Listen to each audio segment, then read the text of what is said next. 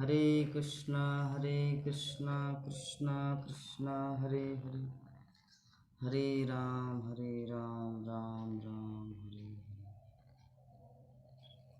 बोलिए माता जी। हरे कृष्णा। तो इस प्रकार से नारायण का नाम का स्मरण किए अजामिल ने। उन्होंने भगवान को नहीं पहचाना, लेकिन फिर भी भगवान के दूत उन्हें लेने के लिए आए और पार्षद भगवान को अपने लोक लेकर के नारायण का नाम उच्चारण करते ही अजामिल को लेकर के गया। तो उन्होंने तो भगवान को नहीं पहचाना, क्योंकि उन्होंने जीवन में पहली बार दर्शन किया था। जस्ट ऐसे ही घटना अभी राजा परीक्षित के साथ भी हुआ, जो कि इतने सुंदर भगवान का स्वरूप को देख करके वो पहचान नहीं पाए कि आखिर ये कौन है।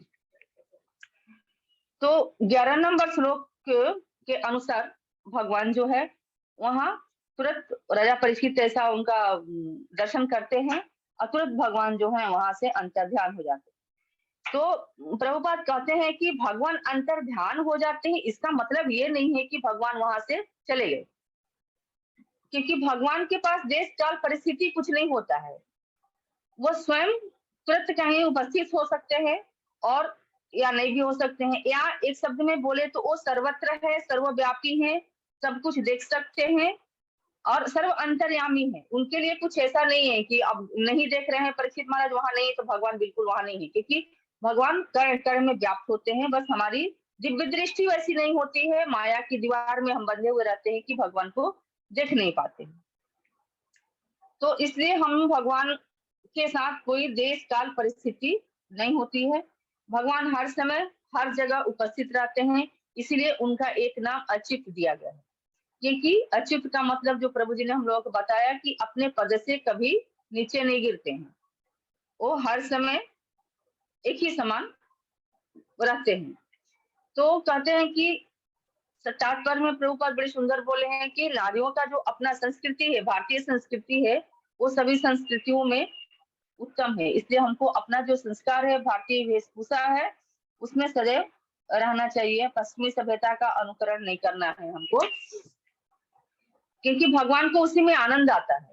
जब हम अपने संस्कृति का पालन करते हैं तो भगवान बहुत प्रसन्न होते हैं और भगवान को उसी में आनंद आता है। इसलिए हमको जो भी ड्रेस पहनना है, जो भी श्रृंगार करना है, जो भी कार्य करना है, वो भगवान के लिए करना है। बार बार हमको बताया जाता है कि हर कार्य को भगवान के साथ जोड़ना है। तो इस तरह से जो भक्त करता है तो भगवान बहुत प्रसन्न होते हैं, उन्हें आनंद आता है और भगवान भगवान भक्त की हर समय उनकी प्रार्थना को स्वीकार करते हैं। तो इस तरह से हम लोगों ने जाना कि तात्पर्य में प्रभुपाद बताएं कि ये मनुष्य जोनी से पहले हमारी गाय की जोनी रहती, तब जो है हमको गाय की जोनी के बाद में हमें ये मनुष्य का शरीर मिलता है। तो अभी प्रभुपाद का तात्पर्य से तो हम लोग को बहुत सुंदर मैसेज मिलता है। तो कहने का मतलब ये है कि हमको भगवान की प्राप्ति करनी है। तो भगवान श्री कृष्ण की प्राप्ति करनी है तो हर चीज को प्राप्त करने के लिए अलग अलग कार्यशाला पाठशाला होती है, उसकी अलग से पुस्तकें होती हैं, अलग टीचर शिक्षक होते हैं। तो अभी हमको जब भगवान कृष्ण की प्राप्ति करनी है तो इसके लिए भी हमें ये भागवतम की पाठशाला में अपना उपस्थिति दर्ज करना होगा और भागवतम को पढ़ना पड़ेगा। जैसा कि प्रभु जी मैसेज में बताए कि कोई डॉक्टरी पढ़ना चाहता है तो उसको डॉक्टरी का कार्य पढ़ने के लिए उसका उस पाठशाला में होना जरूरी है। घर में बैठे बैठे पुस्तक लेके वो डॉक्टर नहीं बन सकता है। किसी को इंजीनियरिंग बनना है, इंजीनियर बनना है तो उसको इंजीनियर का पाठशाला कॉलेज में दाखिल होना पड़ता है। तो इसी प्रकार से हमें जब भगवत धाम की प्राप्ति करना है, भगवान को जानना है, भगवान क्या है, कैसे हैं, उनका स्वरूप क्या है, उनका कार्य क्या है, उनका लीला क्या है, उसके लिए हमें भागवतम की शरण में आना पड़ेगा और भागवतम और भगवत गीता का अध्ययन करना पड़ेगा। तब हम जान पाएंगे कि भगवान क्या है। क्योंकि बिना पढ़े कोई भी व्यक्ति इलाज नहीं कर सकता है, किसी का ऑपरेशन नहीं कर सकता है। क्योंकि वो यदि बिना जाने किसी का ऑपरेशन करेगा, इसका मतलब अच्छा करने से पहले वो बुरा कर देगा, क्योंकि वो व्यक्ति को जान चला जाएगा। इसलिए हमें बिना कुछ जाने, बिना शास्त्रीय प्रमाण का कोई कार्य नहीं करना है। तो कार्य नहीं करना है तो हमें शास्त्र का आधार लेना है और रोज भागवतम की क्लास में आना है और प्रभु जी जैसे रोज रोज हम लोगों को मायापुर धाम की महिमा के बारे में सुना रहे हैं, तो बहुत सुंदर महिमा प्रभु जी ने बताते हैं कि हर धाम में कुछ भी गलती करते हैं तो हमें क्षमा नहीं मिलती, लेकिन मायापुर धाम में यदि हमें से कोई गलती हो जाती है, जीव है, तो हमारे महाप्रभु जो है तुरंत उसको माफ करते हैं। और किसी धाम में जैसे वृंदावन वगैरह के बारे में जैसे बताया जाता है कि वहां पर कोई भी गलतियां करते हैं तो हमें कुत्ता, सियार, बिल्ली आदि की जोनी मिल जाती है। तो पुण्य कार्य करते हैं तो वृंदावन में हमको वास मिलता है, लेकिन कुछ गलत हो जाते हैं तो हमें जो है वो किसी अन्य जोनी में बंदरों और कुत्तों, बिल्ली के जैसे भटकना पड़ता है। तो इसलिए हमें हर क्षण प्रयत्न करना है कि भगवान की कथा सुने और शरणागति को स्वीकार करें। हरे कृष्णा प्रभु जी, दंडवत प्रणाम। दंडवत प्रणाम। बहुत सुंदर माता जी, कल के क्लास का ओवरव्यू आप प्रदान किए। तो अभी मैं अनुरोध करूंगा हमारे नेहा माता जी को कल के क्लास में कुछ जो श्रवण किए हैं अगर स्मरण है तो कुछ बताने की कृपा करें। भक्तगण थोड़ा सा सुनेंगे अपना अपना अनुभव।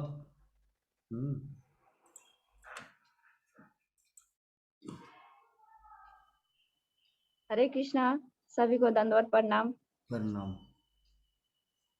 कल तो पूरा क्लास नहीं सुने प्रभु जी। ऐसा बहाना नहीं, मैं बोला ना बहाना नहीं चलता है हमारी क्लास में। नो, क्या बहाना को क्या बोलते, एक्सक्यूज। यहाँ पे बोलना है, तैयारी करके आना है। कुछ तो बोलिए कि आपने कल बोला था कि लड्डू को लेके आना, तो ये भी तो एक ओवर।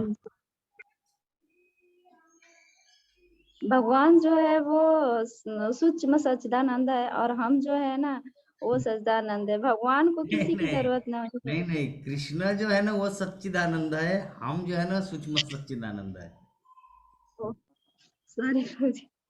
हाँ, भगवान किसी का जरूरत नहीं होता भगवान को। वो तो हम चारों दिशा में हमेशा हर जगह रहते हैं और जहाँ चाहे जहाँ जा सकते हैं। भगवान जो है, कल बोले थे प्रभु जी, भगवान एरोप्लेन की तरह है और हम लोग जो है वो साइकिल की तरह है।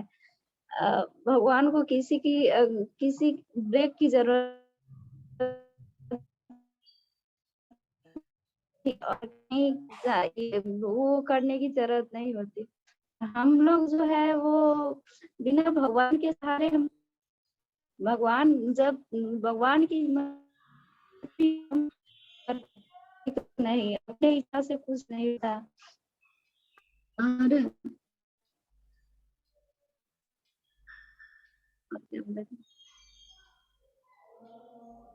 जो हमारा इतना शत्रु क्यों है, वो जो इतना चींटी, सर्प और जो कुछ भी मच्छर, ये सब हमारा शत्रु क्यों है?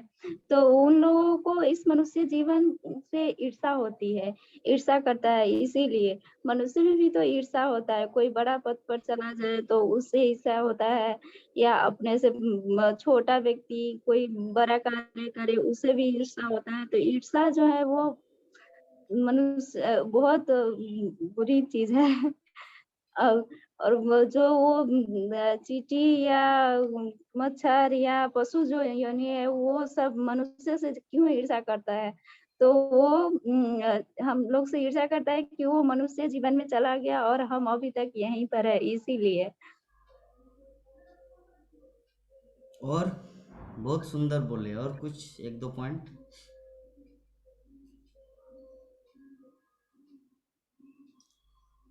ठीक है, याद नहीं आ रहा है। कुछ कुछ नोट बना, जैसे हमारे विवाह माता जी नोट बनाते हैं कुछ कुछ टॉपिक, ताकि कल नोट नहीं किए तो। चलिए तो शुरू करते हैं हमारा आज का क्लास, श्रीमद् भागवतम की कक्षा। तो हमारे नंद किशोरी माता जी के सामने एक माता जी है, जो माता जी भी ध्यान से सुन रहे हैं श्रीमद् भागवत की कथा। वो कौन है माता जी? आपकी बेटी है क्या?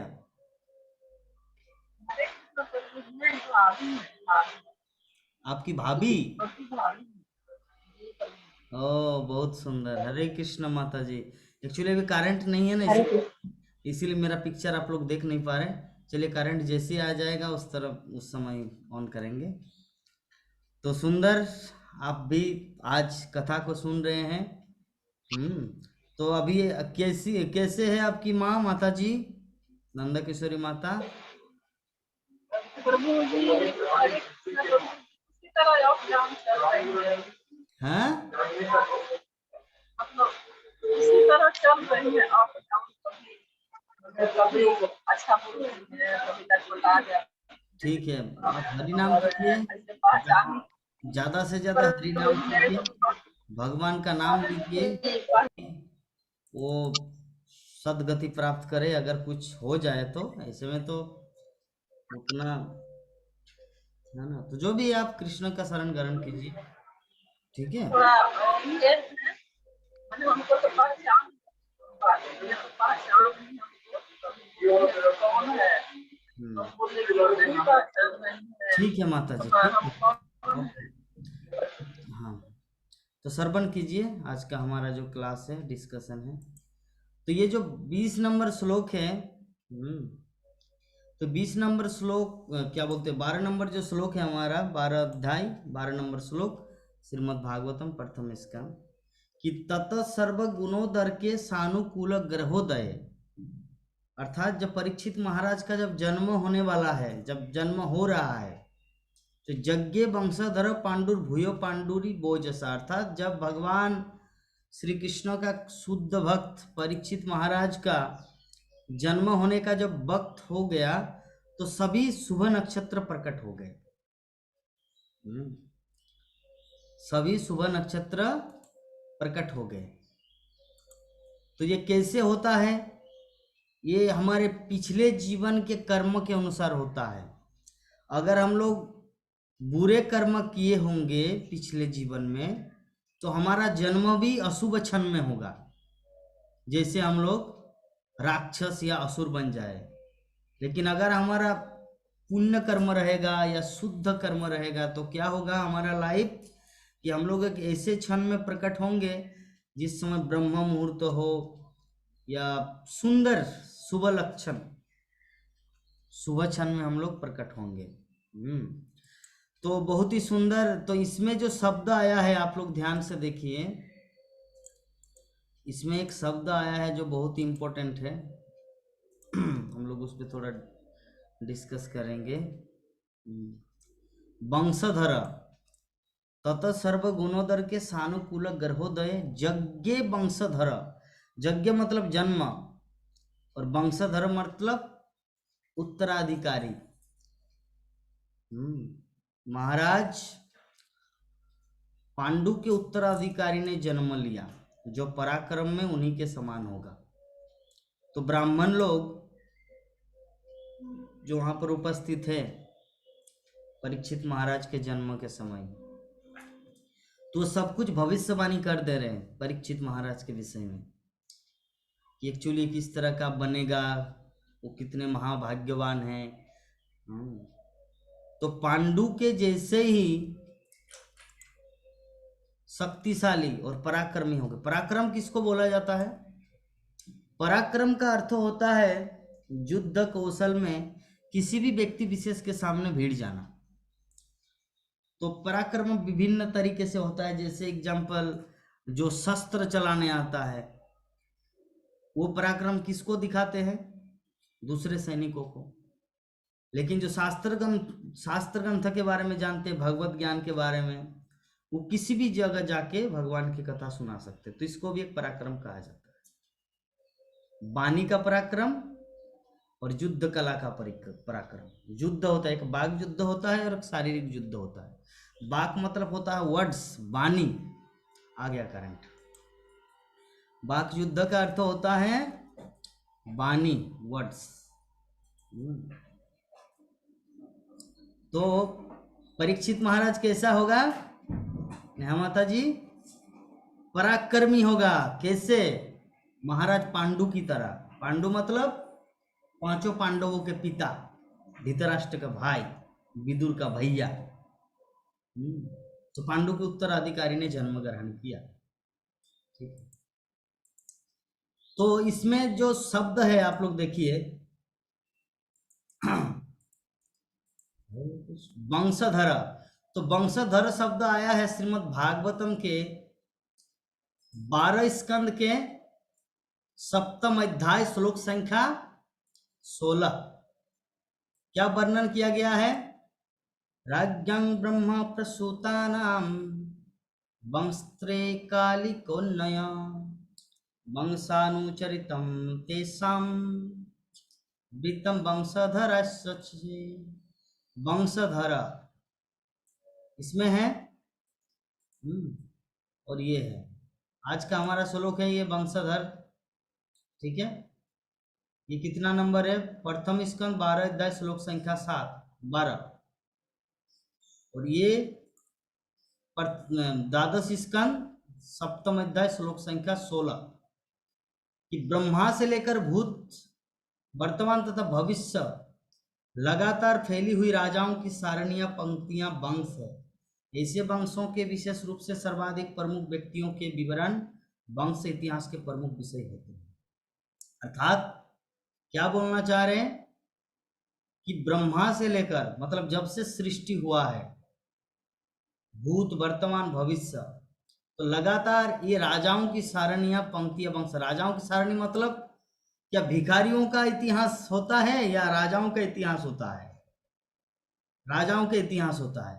तो राजाओं का इतिहास क्यों होता है? क्योंकि राजा धर्मपरायण होते थे प्राचीन काल में, और वर्तमान काल में भी अकबर जो है वो धार्मिक थे। उनका बेटा या उनका पूर्वज बाबर या औरंगजेब वो कैसे हुआ, जहांगीर, शाहजहां वो कैसे था, वो मैटर नहीं करता, लेकिन अकबर अच्छा राजा था। वो सनातन धर्म को बहुत मानते थे, खुद भी कृष्ण की पूजा करते थे। तो इतिहास किसके द्वारा लिखा गया? महान राजाओं के बारे में लिखा गया। लेकिन साथ साथ में गरीबों का भी लिखा गया। जो कृष्ण भक्त है उन्हीं का लिखा गया। हम लोग जानते हैं ना, श्रीधर, खोला बेचा श्रीधर, श्रीवास पंडित, और भी कितने सारे महान महान भक्त हैं।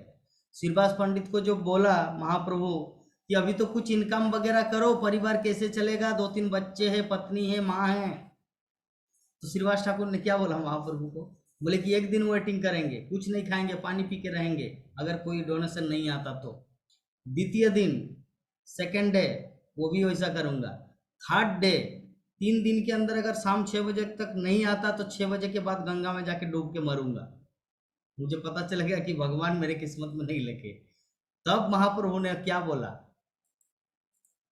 कि लक्ष्मी देवी को भी अगर कभी भीख मांगना पड़े कटोरा लेकर तो भीख मांग सकते हैं, लेकिन तुम्हारे घर में कभी भी अन्न का अभाव नहीं होगा। कौन बोले थे ये? लक्ष्मीपति माधव नारायण साक्षात चैतन्य महाप्रभु श्रीवास ठाकुर। तो श्रीवास ठाकुर गरीब था, उनकी महिमा का कीर्तन किया गया शास्त्रों में। ऐसा नहीं कि सिर्फ राजाओं का वर्णन, ठीक है। तो अल्टीमेटली जो बोलने के वंशधर का अर्थ क्या होता है? उत्तराधिकारी। तो 2 तरह का उत्तराधिकारी होता है। एक होता है सिर्फ वंश, अर्थात नाना का नाना, नाती, पोता, बच्चे, ये है एक वंश। और एक होता है गुरु परंपरा। जैसे हमारे गुरु परंपरा है, ब्रह्मा ने नारद को ज्ञान दिया। नारद को क्या वो अपनी पत्नी के गर्भ में जन्माए थे क्या ब्रह्मा ने? नहीं, मानस पुत्र है। श्रीवास ठाकुर प्रभु जी, वो श्रीवास ठाकुर जो है वो क्या बोलते हैं, प्रभु जी थे क्या? नारद मुनि थे। ओ, श्रीवास ठाकुर चैतन्य भक्त थे। हाँ, चैतन्य महाप्रभु की लीला में, पंचतत्व में जो श्रीवास ठाकुर है ना, जय श्री कृष्ण चैतन्य प्रभु नित्यानंद श्री अद्वैत गदाधर श्रीवास श्रीवास ठाकुर। श्रीवास तो पिछले जीवन में जो नारद मुनि थे वो इस जीवन में श्रीवास ठाकुर के रूप में प्रकट हुए। तो श्रीवास ठाकुर के घर में ये घटना घटे थे। तो महाप्रभु ने उनको ऐसे बोला कि लक्ष्मी देवी को कभी भीख मांगना पड़े तो पड़ सकता है, लेकिन तुम्हारे घर में कभी भी अभाव नहीं है। तो ये है शुद्ध भक्त का प्रभाव। इसीलिए व्यक्ति को भक्त बनना चाहिए, क्योंकि भक्त बनना मतलब परमानेंटली उनका कभी कुछ अभाव नहीं होगा। हमका तो सुना जा रहा है, बहुत आवाज आ रही है।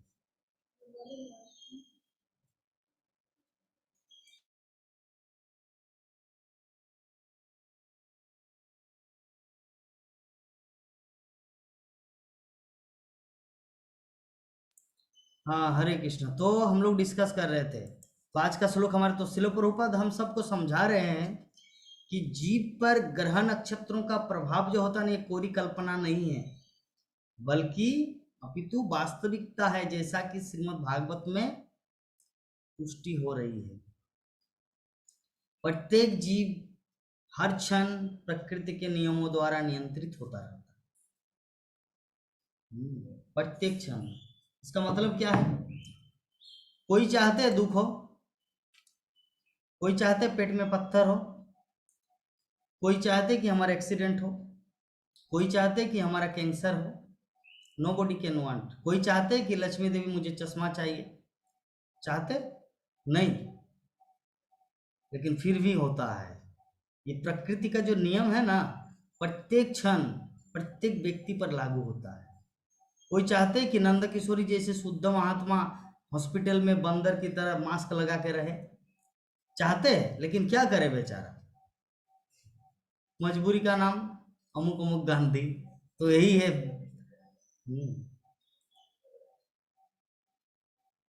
विभा माता जी, आपका क्या हुआ माता जी चेहरे में? खरोच आ गया क्या? ये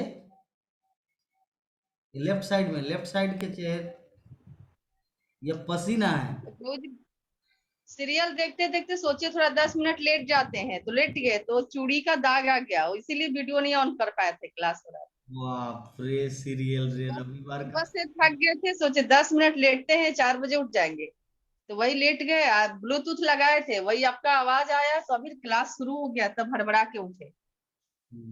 अच्छा, तो जो हाथ में जो चूड़ी, उसी का दाग है।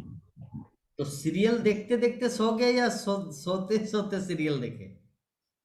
हाँ, लेट के देख रहे थे, अच्छा। तो अचानक नींद आ गया, फिर आपका आवाज आया, तो हम बोले प्रभु जी पढ़ रहे हैं, मतलब क्लास शुरू हो गया, तब जल्दी उठे। ओ अच्छा, बहुत सुंदर। घर में टीवी रहने से ऐसा होता है। रहना भी चाहिए। देखिए, नंद किशोरी माता जी का गोपाल जी भी मेरे पास है। लेकिन ड्रेस तो आप ही का है ना, या उनका है? नहीं, माता जी का है। वाह वाह। माता माता, जी पूरा जुगाड़ दे के गई है, पूरा ड्रेस जितना उनका था सब कुछ दे के गई। तो मेरा सौभाग्य उदय हो गया। चलिए, ठीक है। नंद किशोरी माता जी बहुत सुंदर भक्त है, इसीलिए गोपाल को इतना, ये दूध पिला पिला के पूरा मोटा बना दिए है गोपाल, से लग रहा है। चलिए, तो हम लोग क्या डिस्कस कर रहे थे? ये जो कोरी कल्पना नहीं है सब, ये जो प्रकृति का नियम है, ज्योतिष, प्रत्येक क्षण ग्रह नक्षत्र हम पर लागू होता है। इसीलिए कभी कभी हम लोग क्लास ज्वाइन करने को मन नहीं करता, ये ग्रह नक्षत्रों का प्रभाव है। तो इसका मतलब ये नहीं कि हम जब नेहा माता जी को बोलेंगे माता जी कल क्लास क्यों नहीं ज्वाइन किए, प्रभु जी ग्रह नक्षत्र का प्रभाव था, ऐसा बोलने से नहीं चलेगा। ग्रह नक्षत्र अपना प्रभाव दिखाएगा। शिल प्रभुपाद बोलते हैं कि कृष्ण भक्ति हमारे अपने हाथ में है। कृष्ण भक्ति भाग्य में लिखा नहीं रहता। भाग्य में सब कुछ लिखा रहता कि कितना धन मिलेगा, कितना डिवोर्स होगा, या कितना नया नया शादी होगा, या सुंदर पत्नी मिलेगा, या सुंदर पति मिलेगा, ये सब, विवाह कितना बार होगा, साइकिल में एक्सीडेंट होगा, ये सब एवरीथिंग भाग्य में लिखा रहता है। लेकिन भाग्य में कृष्ण मिलेगा ये नहीं लिखा रहता। चलो प्रभुपाद बोले भाग्य में कृष्ण मिलेगा ये नहीं लिखा रहता। इसीलिए कृष्ण को पाने के लिए व्यक्ति को खुद अपना किस्मत को रचना करना पड़ता है, खुद लकीर खींचना पड़ता है कृष्ण को अपने जीवन में लाने के लिए। वो लकीर क्या है? ये भक्ति, हरे कृष्ण महामंत्र का जप और श्रीमद् भागवतम का अध्ययन, ये है कृष्ण को पाने का, कृष्ण को जीवन में लाने का लकीर।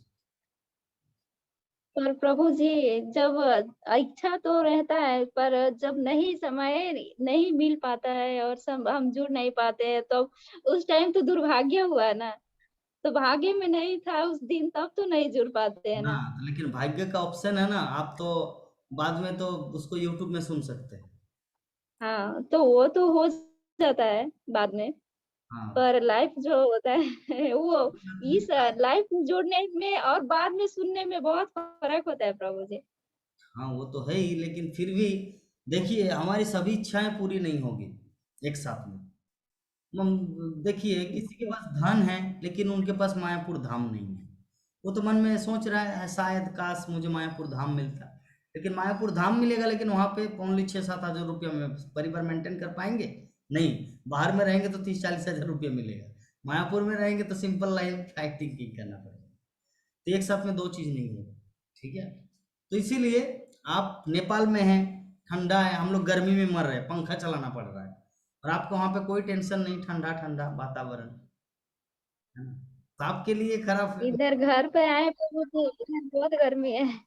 गर्मी है, हाय रे। काठमांडू काठमांडू में तो ठंडा है, इधर काठमांडू का वेदर अच्छा है, पर इधर बहुत गर्मी है। ओ, अच्छा, चलिए, तो चाहने से सब होगा धीरे। अभी तो मौसम ठीक है, 10 दिन के बाद इस आग से बहुत गर्मी। हाँ, कोई बात नहीं, आप इच्छा कर रहे हैं मतलब भगवान सब कुछ पूरा करेंगे। वो तो वो भी कृष्ण की सेवा था, जिस समय आप प्रसाद बनाते तो प्रसाद बनाते बनाते थे भी सुन सकते थे, नहीं?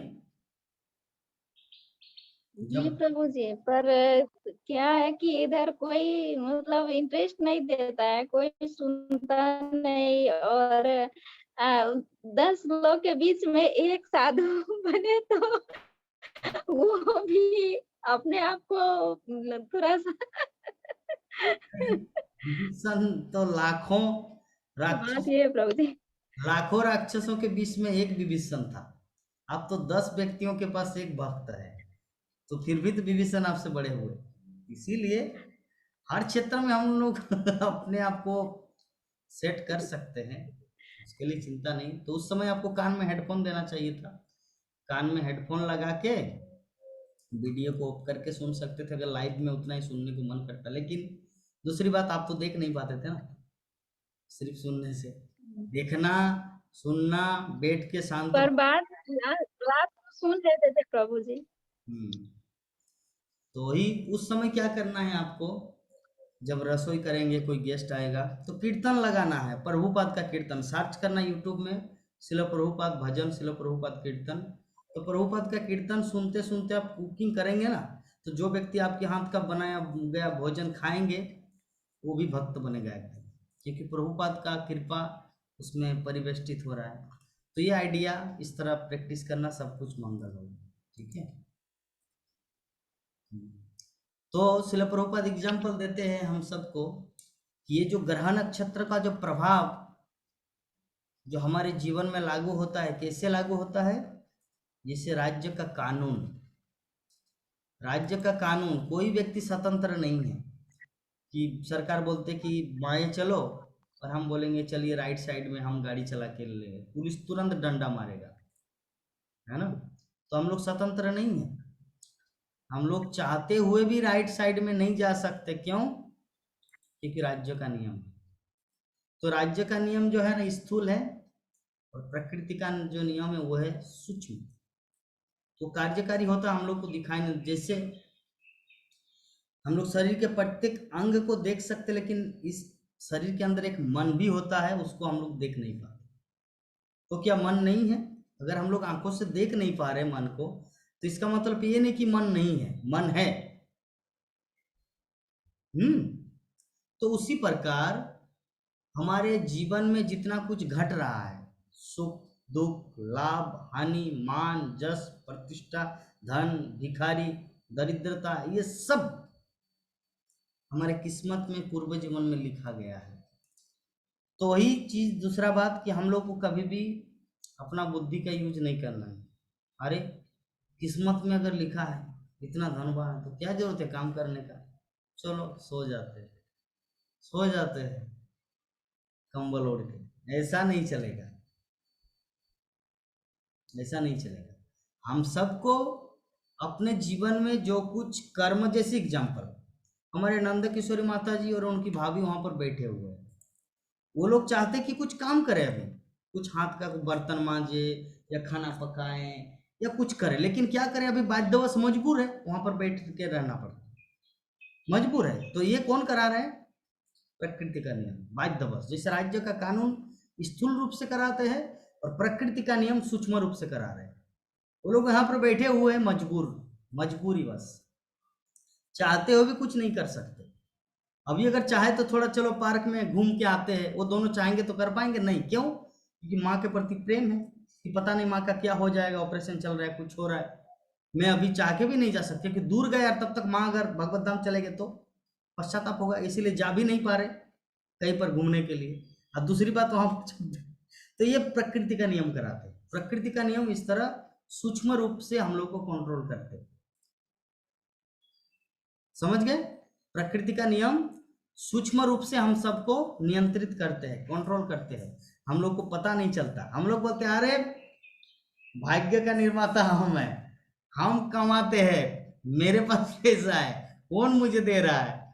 एक्सीडेंट करते मेरा खुद गलती था, मैं लेफ्ट साइड में चला, वो आके गाड़ी में ठोकर मार दिया। अरे नहीं, ये तो है, ये स्थूल है। सूक्ष्म रूप में प्रकृति का नियम चल रहा है। इस तथ्य को समझना है, बहुत ही ग्रेट साइंस है ये सब चीज समझना। तो जीवन के हमारा प्रत्येक कर्म, श्रीमद् भगवत गीता में क्या कहा गया है? तृतीय अध्याय श्लोक संख्या 9। यहाँ पर भगवत गीता में कहा गया है, देखिए Shrimad Bhagavatam 3rd canto 9 number श्लोक, जग्गार्थात् कर्मण्यन्यत्र लोकयम कर्म बंधन तदर्थ कर्म कौन्तेय मुक्त संग समाचार। अर्थात जग्गार्थात् कर्मण्यन्यत्र लोकयम कर्म बंधन। यज्ञ का अर्थ क्या होता है? यज्ञ का अर्थ होता है सेक्रीफाइस। सेक्रीफाइस का अर्थ होता है त्याग। त्याग का अर्थ होता है समर्पण। तो इस जगत का मालिक कौन है? कृष्ण।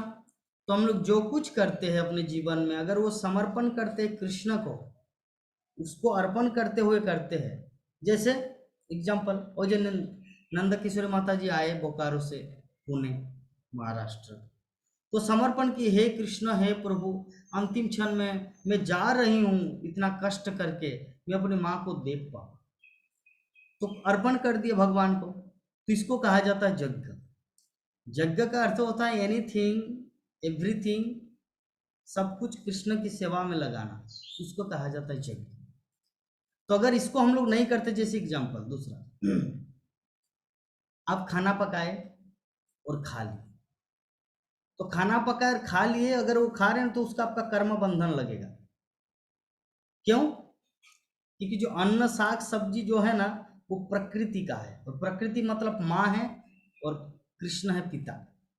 तो पिता और माता, तो अब अगर हम लोग माता पिता को ना बोल के, माता पिता क्यों मतलब रसोई करते हैं अपने बच्चों के लिए?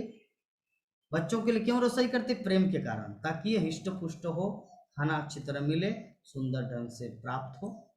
लेकिन अगर बच्चा बहुत ज्यादा इंटेलिजेंस हो, माता पिता को छोड़कर खुद जाके चोरी करके खा ले, तो चोर नहीं कहलाएगा? ये चोर है। तो कर्मफल, तो अगले दिन माता पिता हो सकता है उसके लिए रसोई ना करे, क्योंकि ये चोर की तरह स्वभाव है। लेकिन चोर दो तरह का होता है, एक प्रेम का और एक चीटिंग का। तो चीटिंग चोर की बात कर रहे हैं। तो जो व्यक्ति इस संसार में जो कुछ प्राप्त करे, सब कृष्ण का संपत्ति। तो कृष्ण का संपत्ति कृष्ण को दिए बिना खुद हड़प लेना, खुद खाना, तो ये चोर है, चोर का लक्षण है। तो जो व्यक्ति चोर है उसको क्या संपन्नता, शांति, सुख मिलेगा इस संसार में? नहीं। तो इसीलिए उसको बोलते कर्म बंधन। जगर्थात् कर्मण्यन्यत्र लोकयम कर्म बंधन। जो व्यक्ति भगवान कृष्ण को अर्पण किए बिना ही खुद भोगता है, खुद खाता है, लोकोयम, लोको मतलब इस संसार में कर्म बंधन, वो कर्म के बंधन में फंस जाता है। फिर तदर्थ कर्म कौनते है? हे कुंती पुत्र अर्जुन, अगर तुम जो कुछ भी करते हो, अगर मेरे प्रति अर्पण करते हो, करो, तो क्या होगा? मुक्त संग समाचार। तो तुम पूर्णतया इस संसार से मुक्त हो जाओगे और किसी भी तरह का कर्मफल तुमको भोगना नहीं पड़ेगा। तो भगवान श्री कृष्ण हम सबको समझा रहे, हम सबको आश्वासन दे रहे, हम सबको सिखा रहे, ठीक है, कि कृष्ण भक्ति में अपने जीवन को कैसे। तो हमारे कर्मों का निर्णय, ये जो हम लोग, हमारा जो किस्मत है, व्हाट इज कॉल्ड भाग्य, नसीब। इसे गाना है ना, सिकवा नहीं किसी से गिला नहीं, नसीब में नहीं था जो हमको मिला नहीं। सिकवा मतलब कॉम्प्लेन, सिकवा मतलब मुझे किसी से कॉम्प्लेन नहीं है, और किसी से गिला मतलब किसी से मुझे दुख भी नहीं है कि कोई मुझे दुख दिया उनके कारण मेरा ये हुआ। सिकवा नहीं, किसी के प्रति मेरा कॉम्प्लेन नहीं है, किसी के प्रति मेरा रूठापन नहीं कि उनके कारण मेरा ये हुआ, नौकरी चला गया, नहीं मिला। अरे नसीब में नहीं था जो मुझे नहीं मिला, बस, है ना। तो ये है किस्मत। तो ये जो नसीब है, ये जो किस्मत है, ये कौन तय करता है? उच्च अधिकार। हमारे कर्मों का निर्णय उच्च अधिकारियों अर्थात भगवान के दूतों द्वारा होता है, और इस तरह हमें अपने अपने कर्मों के अनुसार शरीर प्राप्त होते हैं। हम लोग को ये जो, जैसे एग्जाम्पल, ये जो हमारे नेहा माता जी, उनका लड़का इतना सुंदर, लड्डू गोलू मोलू कितना सुंदर है, तो किस्मत लेके पैदा हुआ इतने, इसीलिए उतना सुंदर जन्म है। और कोई व्यक्ति पैदा हुआ है एकदम जन्म से पीलिया रोग या पोलियो हो चुका, कैसे ए, ए, ए करता। कुछ कुछ लड़का ऐसा है, कुछ कुछ व्यक्ति ऐसे जन्म लेते, क्यों? पिछले जीवन के कर्म के अनुसार। पिछले जीवन में कुछ पाप कर्म किए थे, जिसके फलस्वरूप उनको इस जीवन में कष्ट भोगना पड़ रहा है। फिर लाइट चला गई, जिसके कारण उसको कष्ट भोगना पड़ रहा है, ठीक है। लेकिन जो व्यक्ति इस जीवन में अर्थात पूर्व जीवन में कृष्ण भक्ति पूर्णतया कर चुके हैं, पूर्णतः नहीं, 100% नहीं, थोड़ा भी, तो उनको इस जीवन में सुंदर सा मनुष्य शरीर प्राप्त होता है भक्ति करने के लिए। तो ये जो प्रकृति का नियम है ना, इतना सूक्ष्म है, इसलिए प्रभुपाद हम सबको बोलना चाह रहे हैं कि प्रत्येक अंग पर, शरीर के प्रत्येक अंग, अर्थात हमारे शरीर में जितने सारे अंग है, क्या क्या अंग है? कान, हाथ, नाक, आँख, मुंह, जीवा, शरीर, पैर, ये पूरा जो जितने सारे अंग है, सबका संचालन कौन करते हैं? सबका संचालन उन्हीं ग्रह नक्षत्रों के प्रभाव पड़ता है। और जीव को ये क्रियाशील शरीर इसलिए प्राप्त होता है कि वैसे ग्रह नक्षत्रों के प्रभावों को साध कर अपनी कारागार अवधि को पूरा कर सके। कारागार अवधि मतलब हम लोग इस जगत में आए सुख प्राप्त करने के लिए नहीं, ये कारागार है, एक जेल खाना है, यहाँ पे आके दुख मिल रहा है। अभी कोई बोल सकते नहीं प्रभु जी आप क्या बोल रहे हैं, नेहा माता जी तो बहुत सुंदर मुस्कुराते हैं, बहुत सुंदर हंसते रहते हैं, छोटा सा बालक है, वो तो बहुत आनंदित है, वो कहाँ कारागार में, क्या बोल रहे हैं? भागवतम में ऐसे क्लास नहीं दिया जाता। कारागार मतलब जो व्यक्ति दुख पा रहे, पूरा पसीना पसीना हो गया है, खाने को नहीं मिल रहा है, वो है कारागार। किसी का फिलोसॉफी ऐसा हो सकता है। माता जी तो बहुत ही शानदार सुंदर ढंग से, हमारे विवाह माता जी भी एकदम सुंदर बैठ जाते हैं, क्लास करते हैं, सब समय मुस्कुराते रहते हैं, किसी भी तरह का कोई चिंता नहीं, है ना। कोई बोल सकते कि कारागार का जीवन कहाँ है? अरे कारागार का जीवन कहाँ है वो माता जी खुद जानते हैं, बाकी दूसरा व्यक्ति कैसे पता चलेगा?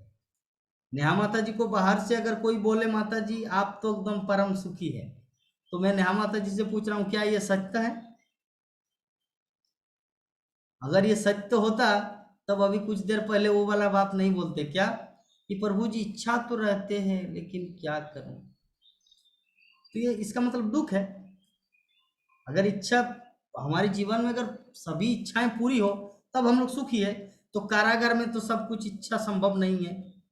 कारागार में बोलेंगे मुझे मिनरल वाटर एकदम शुद्ध पानी दीजिए, पिज्जा पास्ता चाहिए, मोटरसाइकिल में घूमना है, मोटरसाइकिल में गोरू गाड़ी भी नहीं मिलेगा, बैलगाड़ी भी नहीं मिलेगा, मोटरसाइकिल में घूमना तो बोलते कारागार है ना। तो ये जगत हम लोग जहाँ पर है ये जगत है कारागार। इस कारागार में जितना कुछ हो रहा है सब कुछ कंट्रोल किया जा रहा है। इस टाइम खाना